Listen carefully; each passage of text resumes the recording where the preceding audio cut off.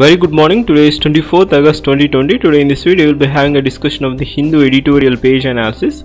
But before I begin, this is a cartoon of the day which clearly shows that one branch or this is one leaf is EPS and other is OPS.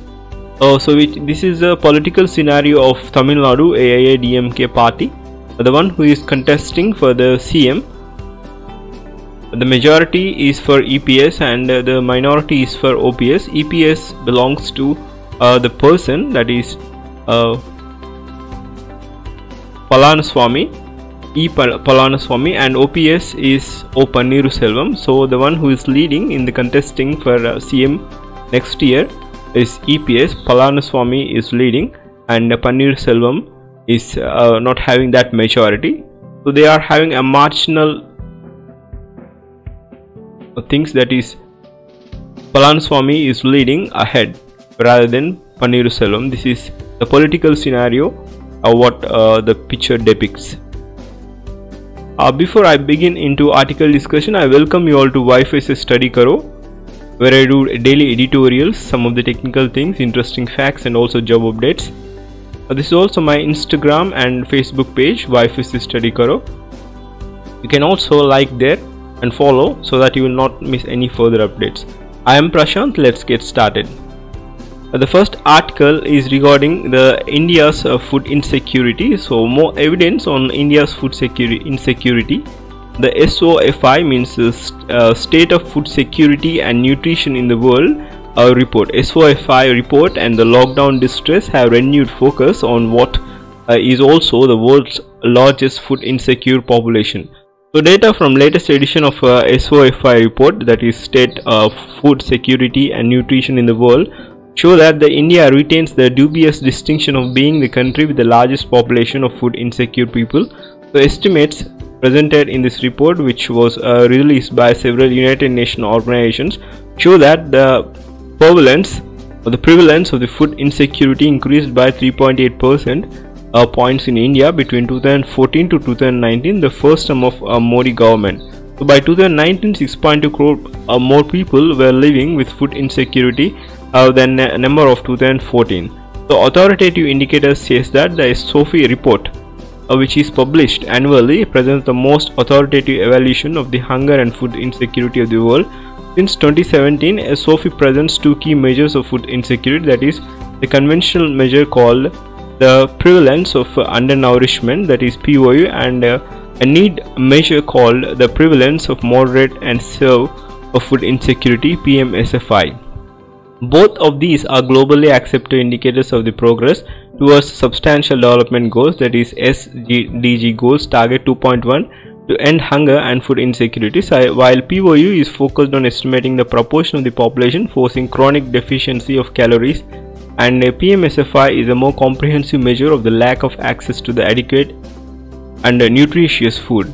Estimates of POU are based on the food balance sheets and national survey of consumption. So given that consumption surveys are done infrequently in most countries, these estimates are often based on outdated data and are revised when better data becomes available. So in contrast, PMSFI is based on annual surveys that collects the information and experience of food insecurity, such as food shortages, skipping meals, and changing diet diversity because of the lack of resources.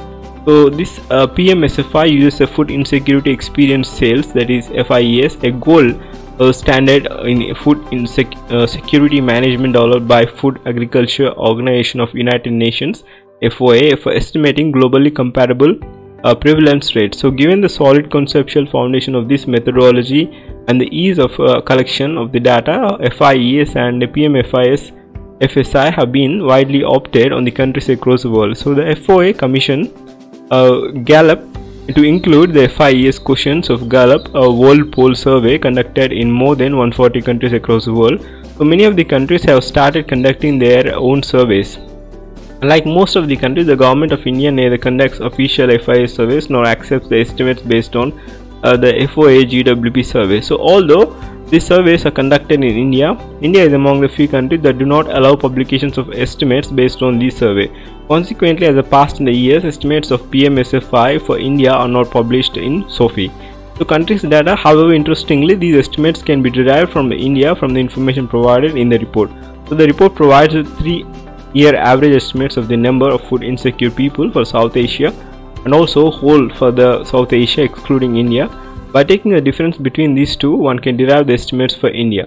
So the estimate shows that while 27% of India's population suffered from moderate or severe food insecurity from 2014 to 16 and 31% in 2017 to 19, so the number of food insecure people grew around 42.65 crore from 2014 to 16 to 48.86 crore from 2017 to 19. So India accounted at 22% of global burden of food insecurity, the highest for the country. So in 2017 to 19, it is also noteworthy that while PMSFI increased a number in India by 3.7% during this period, it falls around 0.5 percentage points in the rest of South Asia. So India had not released the latest national sample survey, consumption expenditure survey for 2017 to 18. As a result, the conventional measures of poverty of food consumption are not available for the recent year. So lack of availability of the data and consumption of survey also implications for FOA and POU estimates for India. So because of the lack of regular availability of consumption survey data from most countries, the FOU uses a supply data for the per capita food availability to measure the changes in average per capita calories intake.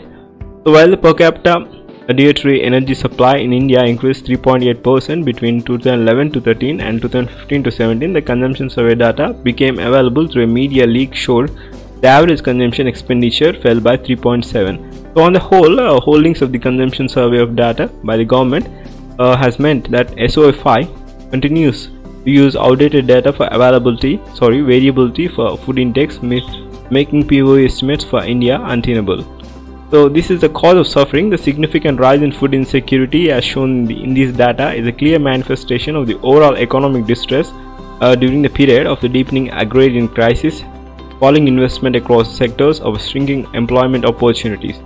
The latest PLF's data have shown that unemployment rates in the recent years have been higher than in the last 4 decades. It is widely believed that the demonetization and introduction of GST, that is goods and service tax, were the two prime causes for the economic distress during this period. So a sudden imposition of unprecedented prolonged lockdown in the wake of COVID-19 pandemic has brought a renewed focus on the problems of hunger and food insecurity. With the sudden loss of livelihood, a vast majority of India's poor and are faced with increased food insecurity and hunger and starvation. A number of starvation deaths have also been reported in the media. So given these are the estimates of our PMSFI to provide an important baseline estimate for the situation before the COVID-19 pandemic, it is critical for India to conduct a nation survey on food insecurity to assess the impact of COVID-19 pandemic on food security on different sections of the population. So this is regarding the food security and how the things went, how they are manipulating with the old data rather than new data. But the focus things or just it is because of lack of unemployment due to the lost GST and also the monetization, and next thing is due to pandemic. That's it for that article. Now we are moving to next article, which is on Srisailam power plant accident.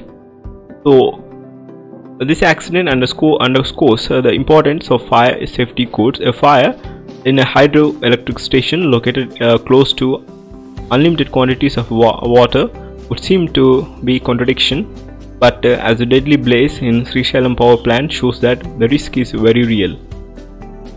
9 people including 5 engineers perished in the facility in Telangana Andhra Pradesh border at 900 megawatt capacity.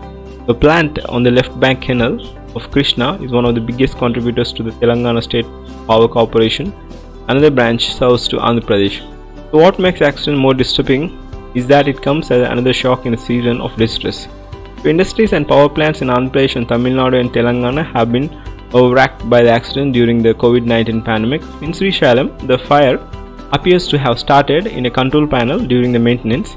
The victims were unable to make an exit through an escape tunnel and were overwhelmed by the smoke, while others at a different level could flee in time. So going by official accounts, the smoke made it difficult even for rescue personnel to enter a forced storage structure. So more videos are made by the staff present a spectacle a small fire rapidly engulfing the working area, trapping the personnel and leaving little room for maneuver.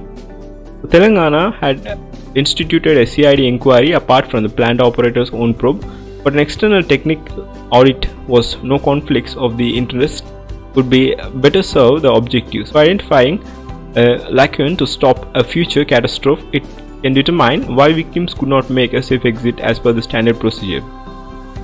The large hydroelectric power plants are usually built well below the surface, where the generation, control and transmission equipments are located. Handling a fire becomes complicated in such circumstances, and safety features have extremely reliable. So IEEE standards for substation fire protection issued a quarter century ago lay down norms for the fixed and portable ventilation systems that can remove heavy smoke, as seen in Srisailam. So use of fire retardants material in construction, dual exist easy vertical escape routes using the staircase and alarm systems are all part of the safety codes. Whether these features were available in Telangana power plant, and if they were, why personnel could not use them to quickly escape the inferno will be investigated. So the dam fire is primarily the state's government responsibility, but center should take the opportunity to review the safety places such as Jharkhand, where extensive underground coalfield fires have affected remote communities. So India loses many lives to fire crashes each year at around 12,748 accidental deaths in 2018, nearly double the number caused by the force of nature according to the NCRB data. So only a rigorous adherence to the safety code can reduce this shocking toll. So this is regarding the power plant accident, and we need to have regular checkups and also the preventive measures to curtail these kind of accidents. The next article is regarding the women on access of contraception and abortion services. The access to contraception and abortion services must be continuous. So among the most serious ramifications of the pandemic has been rather extensive. Even if unintended disruption of healthcare services, normal life have been crippled by the restrictions flowing from control measures, and access to the medical services have become infinitely tougher to the vast majority.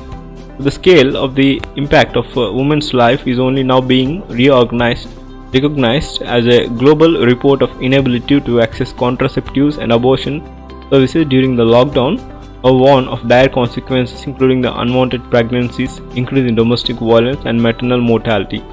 The recent estimates by the MSI, that is Marie Stopes International, said about the 2 million women missed out the services between January and June, that is 1.3 million were in India alone. So according to WHO, a recent survey of responses from 103 countries found that 67% reported disruptions in the family planning and contraception services.